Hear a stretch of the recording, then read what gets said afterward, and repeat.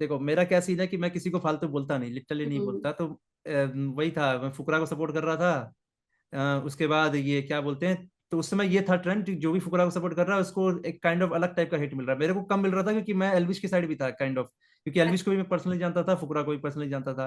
अब हम्म। एक स्पेस होता है ट्विटर पे, तो स्पेस में लक्ष्य चौधरी ऐसे ही मजाक मजाक में बोल देता है कि मैक्सन को मैंने एल्विश के हेटर वाले ग्रुप में देखा है। बेसिकली वो किसी ग्रुप की बात कर रहे थे जो मेरे को पता नहीं, वो सार्केस्टिक बोला था उसने। अच्छा। उसके बाद रैंडम से ना कुछ तो गाली गलौज करने लग जाते हैं, फिर उसके बाद लोगों का ये दिमाग में आ जाता है कि सच ही बोल रहा है लक्ष्य चौधरी। हालांकि लक्ष्य ने क्लियर कर दिया था पर वो क्लिप आया नहीं बाहर।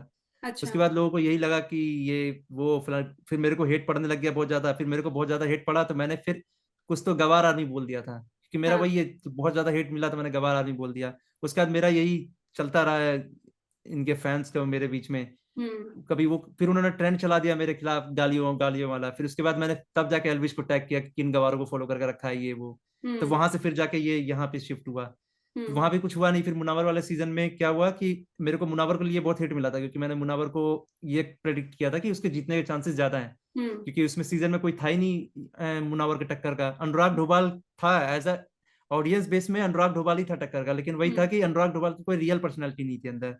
वो हम्म। थोड़ा सा एक होता है ना, प्रिटेंडिंग पर्सनैलिटी थी। तो मैं समझ गया था प्रिटेंडिंग पर्सनैलिटी बिग बॉस में, क्योंकि मेन स्ट्रीम लोग भी देखते हैं, तो वो हम्म। कभी ना कभी पकड़ ही लेंगे। और वो बिग बॉस वालों ने भी काइंड ऑफ पकड़ लिया कि ये वैसा बंदा है कि इसको हम इससे मजे ले सकते हैं। हम्म। बिग बॉस वालों ने यही किया, बाहर तो उसका चल ही रहा था। हम्म। मुझे पता था मुनावर जीतेगा, तो मैंने एक ट्वीट कर दिया था, percentage of winning Munawar is like hmm. 70-75 ऐसे कुछ करके ट्वीट किया था मैंने। हम्म। हम्म। तो उस पर भड़क गए थे ये आर्मी वाले, फिर उसके बाद एलविश आर्मी वाले। फिर हम्म। उसके बाद वही मेरे को बहुत हेट मिला। फिर वो मुनावर के साथ जो उसका कोलैब आया, तो मैंने उसी को एक सरकास्टिक वे में टोंट मारा कि मेरे को इतनी गालियां पड़ी, अब तुम्हारा यही आका जाके मिला हुआ है, तो मैंने हम्म। ऐसे ही लिख दिया। फिर हम्म। उसके बाद वहां से फिर एलविश भड़क गया।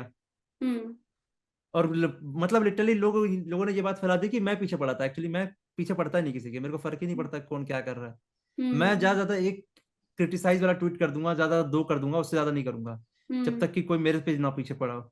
हम्म।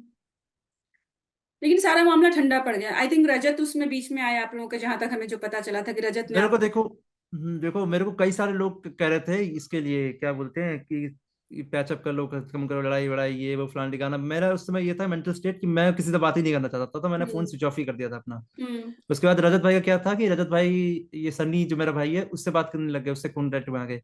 हम्म। तो सनी ने एंट्रेंस दे दिया, तो रजत भाई घर पे ही आ गए, अकेले आए थे वो। हाँ। अ, अकेले ही घर पे आ गए। तो अब कोई घर पे आया तो ये तो है नहीं कि मैं घर से किसी को भगा दूंगा। तो बिल्कुल। बात तो करनी थी, तो रजत भाई आए तो बात किया। फिर उन्होंने कहा कि ये क्या बोलते हैं कि दोनों के घर वाले ये सब मिलेंगे, ये वो बात करेंगे, मिल के हम्म। बात करो।